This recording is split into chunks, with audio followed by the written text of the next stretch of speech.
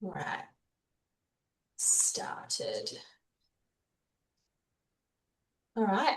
Thank you so much, Linda. So, Christy, this is Linda, the lovely rheumatology nurse practitioner from Gold Coast University Hospital, who will be joining us for family planning on rheumatology conditions, things to look out for, know beforehand, and help with any planning later in life. So, yeah, thank you very much, Linda, for joining us, and take it away. Thanks, Emily. Thank you. And thank you for inviting me and the arthritis movement for asking me to present this really important topic, I think. Um, I'm a nurse practitioner, as Emily said, and basically that means that I'm a nurse by trade, but I've done extra training to be able to prescribe and see patients on my own and manage patients like that. I've been in rheumatology for, oh gosh, more than 25 years, which is all very, very scary because it doesn't feel that long. Um, and so I kind of I'm particularly interested in uh, looking after young people and making sure that the young person with any kind of rheumatological condition has the correct care and management that they require during these very important years. So hopefully this will work. Okay, let me just see why my slide's not moving. Hang on a second. Let's try that. Ah, there we are. So um, this is kind of a bit of an outline of what we're going to talk about.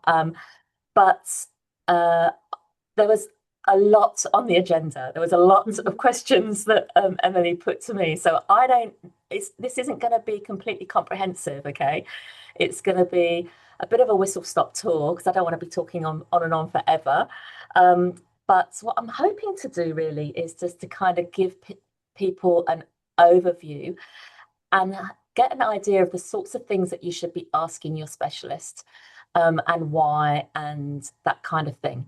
Um, Please feel free to, as Emily said, ask any questions as we go towards the end, or any questions as we go along, or jot things down as we go along. Okay.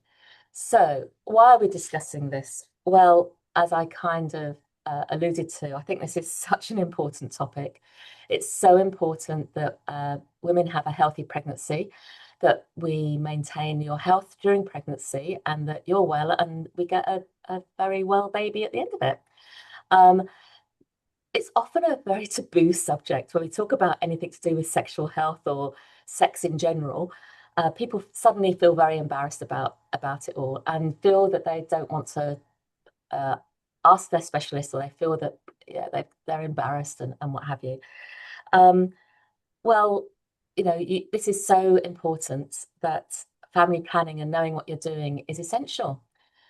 So, and often these issues just aren't talked about with the specialist. We're very good at managing your joints and flares and all the rest of it, but kind of talking about sexual health probably isn't at the top of the agenda. So I'm going to try and cover everything as we go along. But I think one of the things that I really wanted to talk about really that is everybody's individual. So there's not one size fits all. So it's going to depend a lot about what disease you have and what medications you're on. Now, within the scope of this talk, I can't possibly cover every single rheumatological disease. So I'm going to try and talk in very general terms, okay? I can't give you individual advice at the end of this talk, but I'll try and give you some general advice. But if you do have very specific questions to your condition or your situation, please talk to your specialist. Okay. Um, so, just I thought a couple of quick points about sexual health. Well, I guess the most important thing is to look after yourselves and make sure that if you're not planning a pregnancy, please have safe sex. Um, and we all know what that means, using condoms as well as making sure you use condoms, even if you're on the pill or anything else. Please ask questions of your specialist. Don't be ashamed or afraid. Also, talk to your partner if you are in pain, if you're having trouble having sex. There are all sorts of fun things you can do to make life a little bit easier. And also lots of advice out there about different positions you can use, using cushions and things like that, that might help with still having a fun sex life. And obviously, with some rheumatological conditions, dryness can be a big problem. Vaginal dryness can be an issue. And so use lubrication if you need to. And again, talk to your partner about how that can help and what have you. Don't be afraid. And unplanned pregnancies can happen, of course. We all have, accidents can happen. So make sure that you know what to do if that does happen to you. Okay.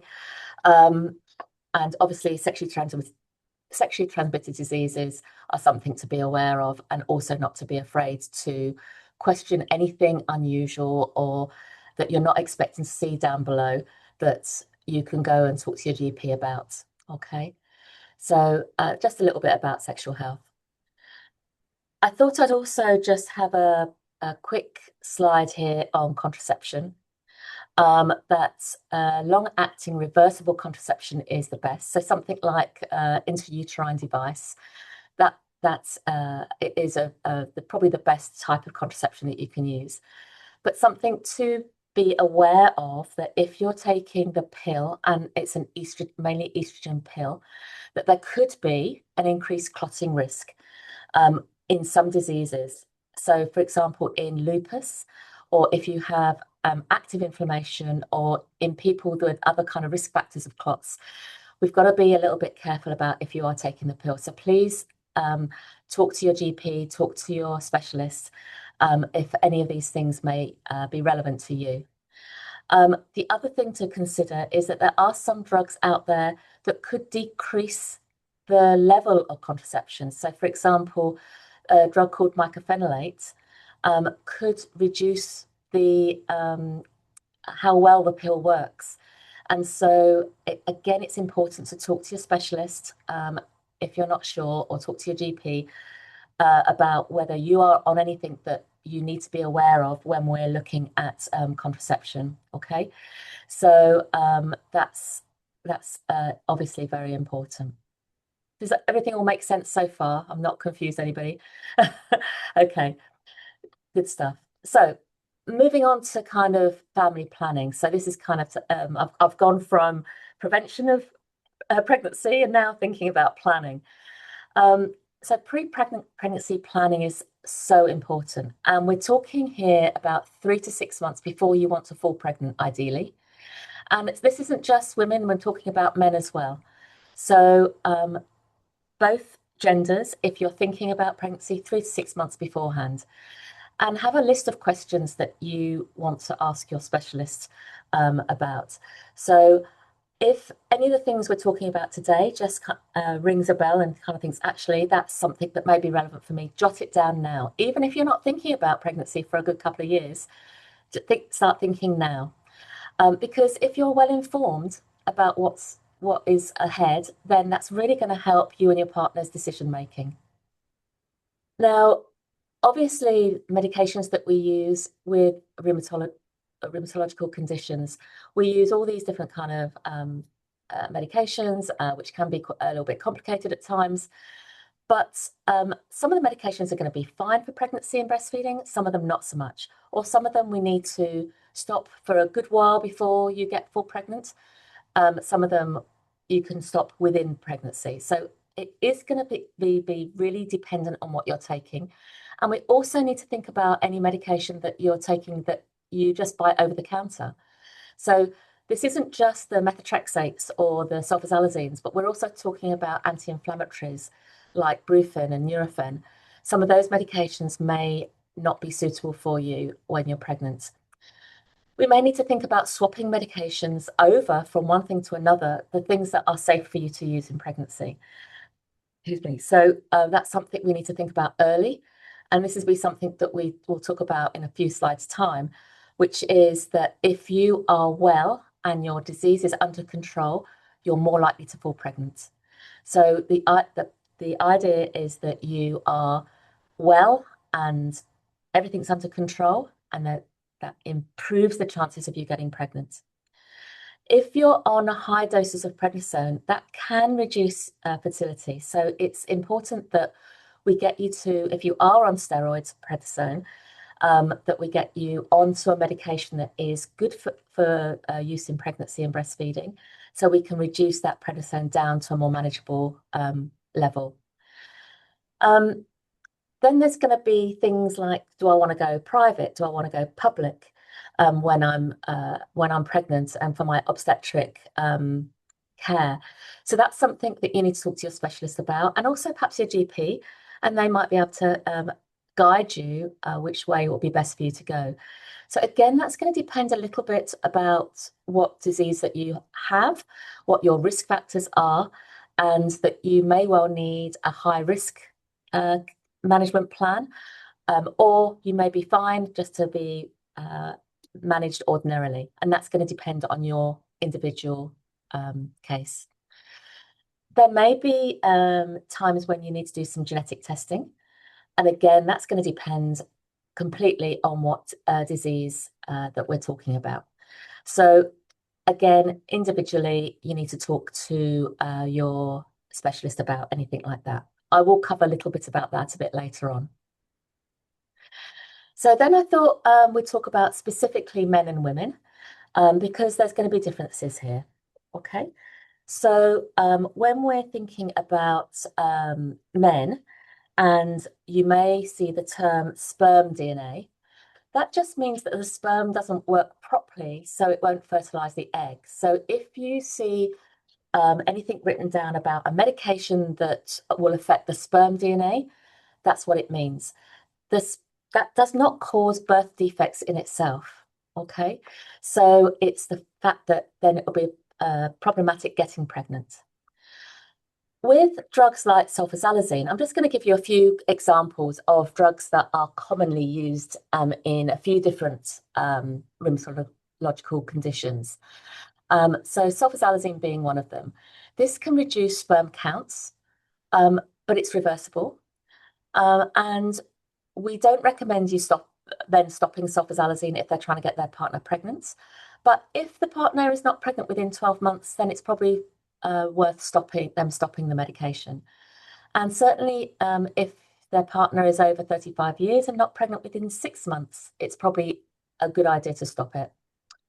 Men can continue methotrexate. That's not a problem at all. Now, and then cyclophosphamide. This is one of those drugs that really you have to stop for a good 3 months prior to family planning, because it can, in men, cause permanent infertility. So we're looking at sperm banking and things like that. If the depending on what your disease is, if the specialist is thinking about using a drug like this, which tends to be one of those drugs that we wouldn't use first line, it's one of those drugs that we would think about when other drugs perhaps aren't working quite as well. The specialist should be talking to you about these things before you start the drug. We worry about birth defects, and there's higher risk after longer periods of time. So this is something that before you start taking it, it should be discussed with the male partner. So when we're talking for women and family planning, when I said before about stable disease, absolutely, it's vital really that we get your disease under control before you get pregnant. And in some diseases, that's more important than others. So in lupus, for example, we really like you to have a nice stable disease for a good 6 months before you think about family planning. If you're on methotrexate, so forgetting about lupus for a minute, but just this general talk. If you're on methotrexate, we like you to stop that for 3 months prior to falling pregnant. And that's really, really important, because if you fall pregnant whilst on methotrexate, there is a risk that it could affect the baby, and the baby may have some issues when they're born. So we don't want that to happen, obviously. So we want to plan that. If you fall pregnant accidentally on methotrexate, talk to your specialist as soon as you know that you're pregnant. Or see your GP, and the GP can contact the specialist for you if you can't get hold of the specialist. That's really, really vital. And then what happens then is that usually the specialist will refer you to a maternal medicine, high risk maternal medicine department, and they'll look after you. Okay. Um, so there are some diseases, for example, scleroderma, which is just being pregnant when you have this disease is what we would automatically class a high risk. And so we would automatically refer you to the high risk maternal medicine department.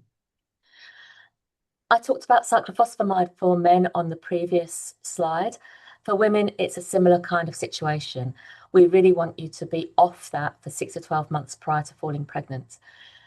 But I'm just giving you examples here.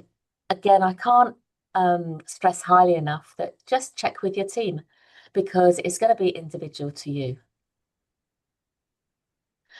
Now, getting pregnant. So when you've got inflammatory arthritis, as you will probably all know, that fatigue and pain can be a massive issue. And the last thing you really feel like doing is having sex. And so you may well have a reduced sex drive, and that's kind of okay. And this is why talking to your partner is so important. Talking to your specialist and maybe even your GP about fatigue and how you can manage that. And talking about all those things that I talked about before about, sort of managing your sex life in a good way.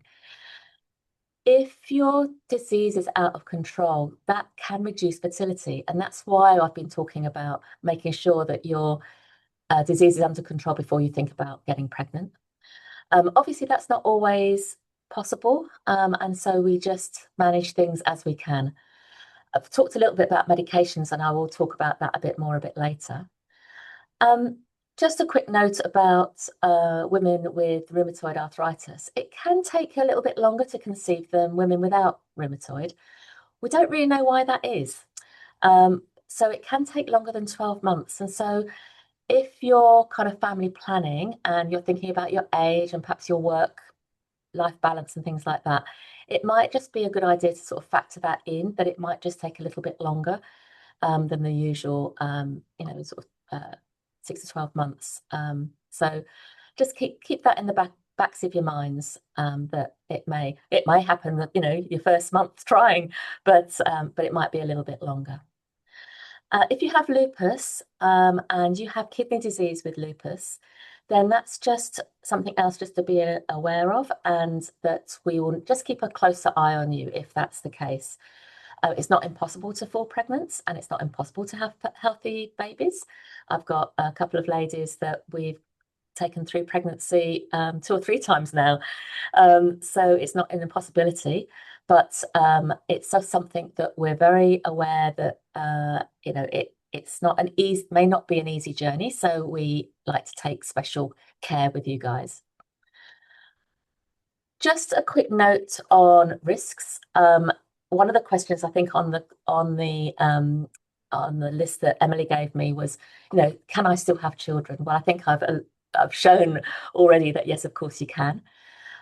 Some types of arthritis runs in the family. So again, it just depends on the disease that we're looking at. I've just given you 2 examples here to try and kind of talk about different diseases. So ankylosing spondylitis, which is an inflammatory form of arthritis that mainly affects young people, and it's usually most common complaint is back pain. So this is highly associated with a particular gene, and that gene is called HLA-B27. So if you have AS, then you will know all about that gene. And if you have that gene, there's a 50% chance that you'll pass that on to your child. Now, just because you've got that gene doesn't mean to say that you're going to have disease. And so you may be a person that both of your parents, neither of them have AS, but one of them, if you're HLA-B27 positive, one of them will be B27 positive. So, so if you're that person with the B27 gene, you've got about a 5 to 10% chance of your child developing AS. So that just gives you a little idea of what we're talking about there. when we're talking about rheumatoid arthritis, if you've got a direct family relative with rheumatoid, uh, you as an individual are about 2 to 5 times more likely to develop RA.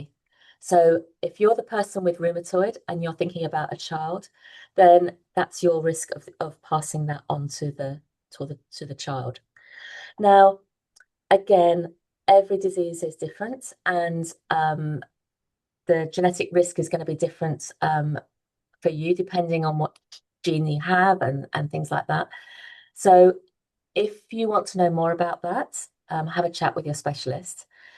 We don't routinely suggest any genetic testing for these diseases, uh, but for your child, I should say. Uh, but that's something again that you can talk to your specialist about and uh, think about as the child gets older. Hope that makes kind of sense. So blood tests, I talked a little bit then about genetic testing, but this is for something else. So this is for a condition called antiphospholipid syndrome. So this is something that can affect women with lupus, can affect women with rheumatoid arthritis and other connective tissue diseases. So about 1 in 4 women with lupus can have this antiphospholipid syndrome, and it means that you're more likely to have clotting issues. And so it's really important that if you have any of these diseases, that you have your antibodies checked. So if you're a lady with rheumatoid arthritis and you're thinking about getting pregnant, then you should have the antibodies for this syndrome checked. And the same with lupus, as I say. And if you're positive for these antibodies, then we will use a low dose of aspirin um, during your pregnancy. And that will just help the clotting issue that this syndrome can cause. Now, I'm not going to go into any more detail about that because obviously that is something that's going to be dependent on the results of your test. But if you haven't been tested or knowingly tested, then you should ask your specialist if it's relevant to you. And you should ask what the results are, so you know what you're looking at, and that you know you can take control of your disease and and your pregnancy and what's going on. Hey Linda, we've got a question in the chat just quickly, Yes. and I'm going to pronounce this wrong, but if Ehlers-Danlos syndrome also falls under these connective tissue diseases. Yes, that's a really good question. Whether there's an increased risk of antiphospholipid syndrome in EDS, I don't think there is, but I'd have to go back and double check that. Certainly, EDS is genetically linked, and you should definitely have your child genetically tested for certain, because there are, as you would know with EDS, then there are different subgroups, and there are some subgroups that you need to be more aware of than others. And so that's important to talk to your GP about and to get genetic testing for. Yeah. But that again, that would is going to differ in your certain situations and what subgroup that you come under. With the antiphospholipid syndrome, I'd have to look that up because I don't know. I've never been asked that before. That's interesting. That's all right. We've had the same question for psoriatic arthritis, if you need to look that up or if you know that off the top of your head. Not so much with psoriatic arthritis, rheumatoid arthritis, definitely. But I will definitely double check those for you, and I can let Emily know the outcome for you. Thank you so much. Not a problem. Thank you. I really appreciate it. No, not at all. I just don't want to give you the wrong information. Okay, so moving on to pregnancy. As I mentioned before, low dose aspirin is often used. Um, and then it's really interesting in pregnancy, actually, with these conditions, in the fact that we see some improvement in inflammatory arthritis when you're pregnant. And again, we don't really understand why that is. But so, for example, in psoriatic arthritis, we see perhaps the psoriasis improving more than the joints, but we do see improvement with joints as well. And the disease activity may improve even when, as the medications are continued, of course. Now, I've written there some stats that I came across when I was preparing this, and make sure that I gave you all the correct stuff. It's estimated that about 90% of women will go into remission by their third trimester, and that remission remains after you've had the baby. Now, that's not for everybody, and some people, even when they go into remission during pregnancy and when the baby's born, then they will flare. But there is some evidence that remission will continue for a while postpartum. Just a quick note here on pregnancy and being kind to yourself, that you've got a type of inflammatory arthritis potentially, and fatigue is already part of that potentially. When you're pregnant, of course, you're going to be fatigued. That's normal. So put that on top of you managing your disease as well. That can be quite difficult to cope with.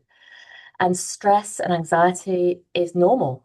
You're feeling pregnant and you're worried about how you're going to be, and you're worried about how you're going to manage with the baby.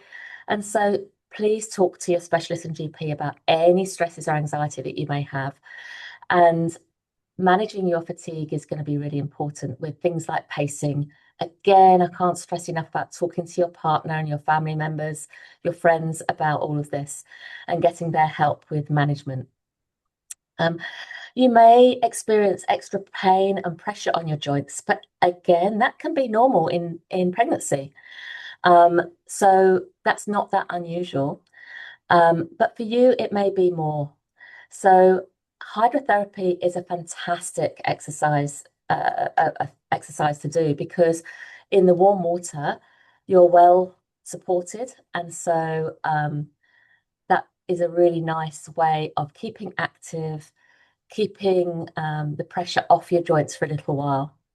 You may need to adjust your lifestyle, and comfortable footwear is going to be your friend as well, to make sure that you are maintaining, as normal a gait as possible. Medications, I said that I'd come back to that earlier on. So often medications are only present in very small amounts in the semen. And so that will mean that there's not going to be an awful lot of the drug transferred to the embryo or the fetus via the vaginal mucosa and the placenta, actually. So every medication is different, but that's just something to kind of bear in mind when we're thinking about getting pregnant. So how do we know what's safe, and how can we trust that safety? Let me just double check what, yes, that's right. So this is a very busy slide, and I don't expect you to sit there and read all of this, but it explains what the different categories are that we look at when we're looking at if medications are safe, and how they're tested. So basically, drugs that have been taken by a large number of pregnant women and women of childbearing age, and there's been no problems in pregnancy and no problems with the baby, then we can categorize that as a category A. Now, and this goes all the way down to category X, where the drugs have had such a high risk of causing permanent damage to the fetus that they should not be used in pregnancy, or where there's a possibility of pregnancy. So when we're talking about the different medications that we use in rheumatological conditions, every medication will be classed in one of these categories. And that will give us then an idea of, we can tell you safely what conditions these drugs have been used in. So hopefully that kind of answers your question about, or the question about, how do we know drugs are safe? We know drugs are safe because of lots of clinical trials that have been done, or studies that have been done. So it may not be a clinical trial exactly, which all new drugs have to go through to get onto the market. But often what we do is, or what we see is, studies that are looking at large numbers of pregnant women having these drugs. So for example, When biologic drugs first came out, we were recommending that they were not used at all in pregnancy because we didn't have any data, because clinical trials would exclude pregnancy. Because obviously, if you're pregnant, you don't want to be going onto a clinical trial to see whether a drug is safe. But what we can then do is we do what we call post-marketing surveillance. So when women, unfortunately, at the time, if they got pregnant by accident and they kept the baby and went through the whole pregnancy and went through after pregnancy, we could then follow those people up and see what happened to the baby. Was there an increased risk of something happening to the baby as compared to somebody, what we call the control group, or the person without disease? We know what the risk is of how many people in the general population will miscarry. So then we can look at that number compared to what happens in people with rheumatological conditions and kind of go, well, actually, that's no difference in that number. So we can deduce from that there's no increased risk of miscarriage or no increased risk of birth defects. So I hope that kind of makes sense. So that sort of post-marketing studies, the numbers have just grown and grown and grown, obviously, over the last sort of 20 years.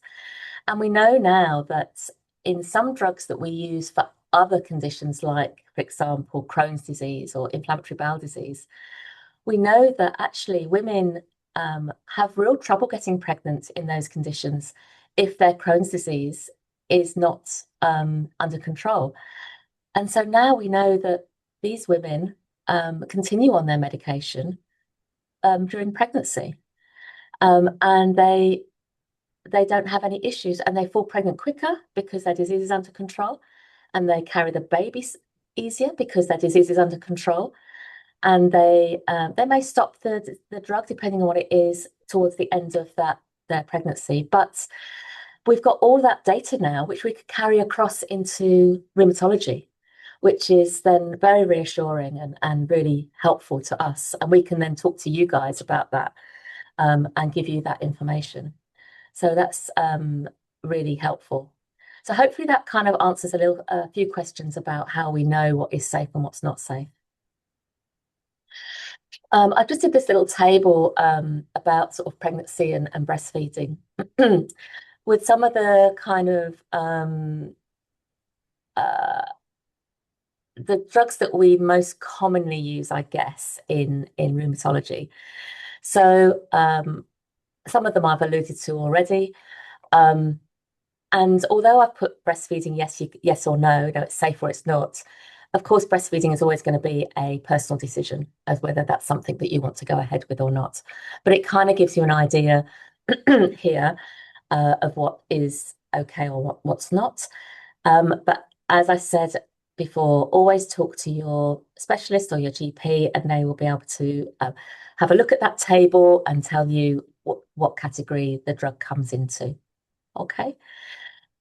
The final thing I think this is the final thing I'm going to tell you about medications. And by no means, this is not a comprehensive list at all, of course, but it just gives you an idea. One of the things I was going to tell you about leflunomide or Arava is that no, we do not use this in women that want to get pregnant. But if you do fall pregnant or you want to fall pregnant before that, we want to get rid of the Arava quicker, there is what we call a washout drug that we can give you. Which gets rid of that Arava out of your system well and truly before you fall pregnant. So, but unfortunately, that's the only drug that I'm aware of anyway that you can take a washout with. For the NSAIDs, what does care in the first trimester mean? Yes, sorry. That means basically that if you're having trouble falling pregnant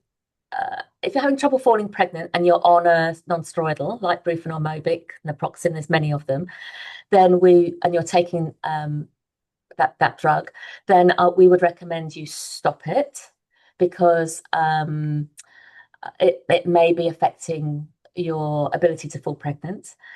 In that first trimester, there are some anti-inflammatories that are better than others to take. And that's what I mean by care in first trimester, as in there may be ones that are better for you to take that are perhaps shorter acting, that we know are in that, remember that table with the category that I gave you, there may be one that is a better category for you to use rather than one of the other ones. Does that make sense? Yeah. And then they should definitely be stopped in that third trimester.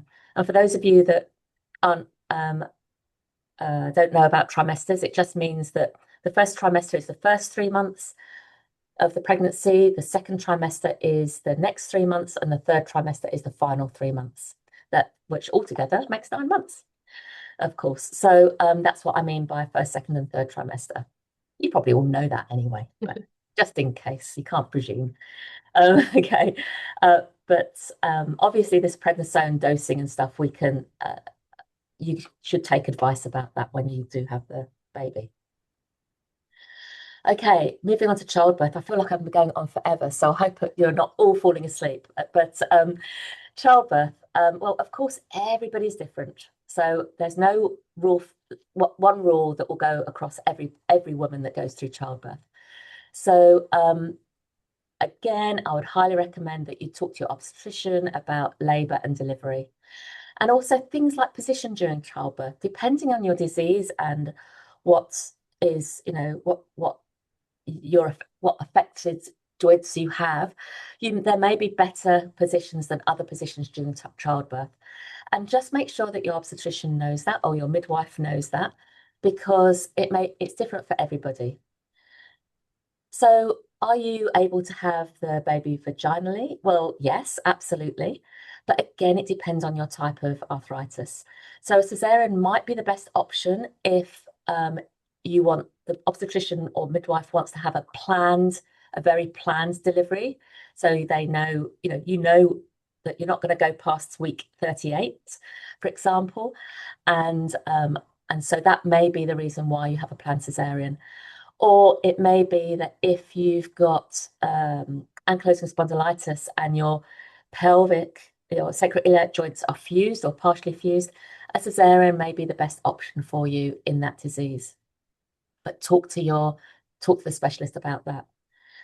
Analgesia, obviously, so important during childbirth, and something that I say to all my patients that are pregnant, and even whether they've got a rheumatological condition or not, that your midwife and obstetrician will talk to you about having a birthing plan, but never get disappointed if that plan doesn't go to plan.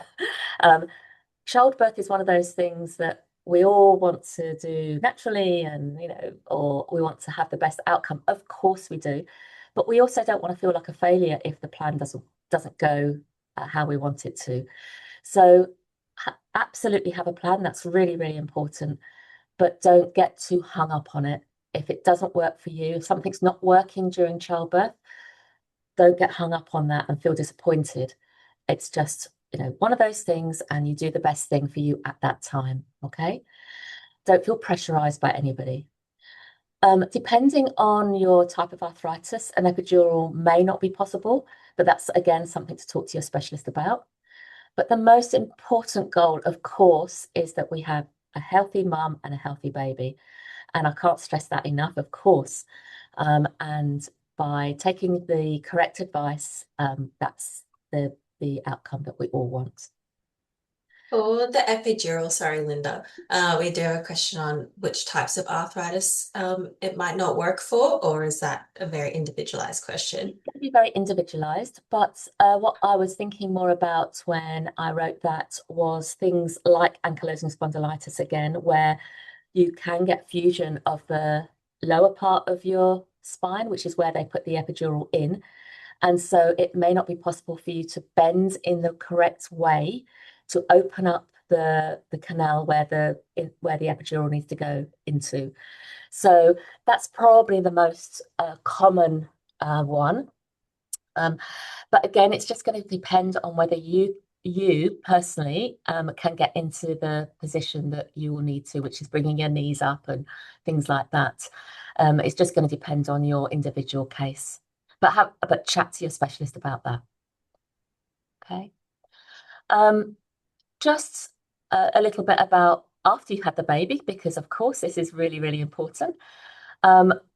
Really important to keep your arthritis symptoms under control. So, because you've now got a little baby to look after as well as yourself, we don't know how your arthritis is going to be. You may flare. I'll come on to that in a minute or two.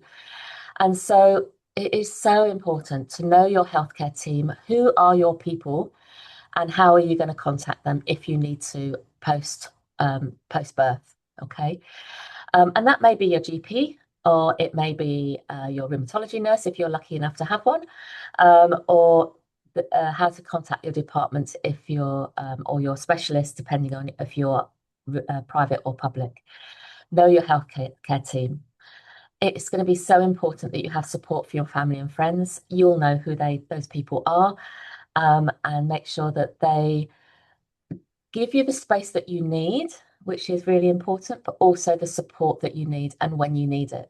Because there may be some times when you kind of go, no, I just need to be on, I just need to be with baby and with my partner. And if you make that kind of clear before childbirth, that you don't really know how you're going to feel, and hopefully they'll understand. If you've, and that's going to be the same whether you've got one of these conditions or not, to be honest with you. 50% of patients or women will flare immediately after childbirth. And again, we don't really know why that is. There's lots of research being done, but we don't have the true answer yet. But it is going to be really important for you to know when you're pregnant, what to do after childbirth if you do flare, and that you have a plan of how to manage that. Now, that whether that be that you've got a phone number to ring, or whether you've got access to have an appointment as when you need it, or you have scripts for things that you can take when you're breastfeeding or not, as the case may be, but you need to have a plan worked out. These are just some general things then, which I think is for anybody that's had a baby, but particularly for women and men that have any kind of rheumatoid condition. Know your limits, really important. Don't push yourself too far. Rest when you can. Be flexible. Again, don't beat yourself up if you're struggling and you need to ask for help. That's absolutely fine. Fatigue, we've talked a little bit about fatigue already, but just be aware of that, and rest when you can. And when baby's asleep, then have a little nap if you can. I just really want to highlight postnatal depression, that we all are very aware of this. And if you feel down at all, or you feel that you're having real difficulty coping, please, please, please talk to somebody. Talk to your partner if you can, talk to your GP, talk to somebody, your person, to highlight that and to get you help if you need it. A couple of things about caring for your baby. Be aware of the weight of your pram, and if you have any kind of bassinet or basket, etc. Some prams are much heavier than others, and you want to, whether you be the mother or a mother or a father, be aware of the weight of the pram when you buy it. So you can get different ones. Please go and try them out. See how easy they are to flatten down. Oh, that's not the right word, but you know what I mean. To fold up, that's the word I'm looking for. To fold up, and because you need to be able to get them into the back of your car, etc. So be aware of that. Think about the height. If you have a changing table, think about the height of that. What's going to be easiest for you? Think about bathing, and is it going to be easier for you to have a little tub in the bath, or is it going to be easier for you to have a tub in the sink, or things like that? And again, the cot, having perhaps a cot that will change height, a bit bending over and picking up baby out of the cot. Things like that. I've put their availability of things that you might need. I live in a one, my unit is all one level, but I was away last weekend and which had two levels, and I couldn't believe the number of times I just walked up and down those stairs because I kept forgetting things. I'm just not used to it. So everybody lives in obviously different environments, but perhaps might be easier for you to not have to go upstairs to change the baby's nappy. Have things downstairs around where you are, so you don't have to keep kind of going to a different room or going up and downstairs. Might sound really stupid, but it's things that sometimes you don't think about when you're in that situation. I didn't do a separate slide on this, but when I was looking at this again last night, I was just kind of thinking about other things that after you've had the baby, you might want to think about, which is breastfeeding. That the importance of your comfort and support when you're breastfeeding, that you may want to use things like slings and cushions and what have you because of the weight of the baby. And obviously, that baby's going to grow fast and going to get quite heavy, and that may have an effect on your joints. So make sure that you've got your breastfeeding or just feeding the baby in a comfortable way.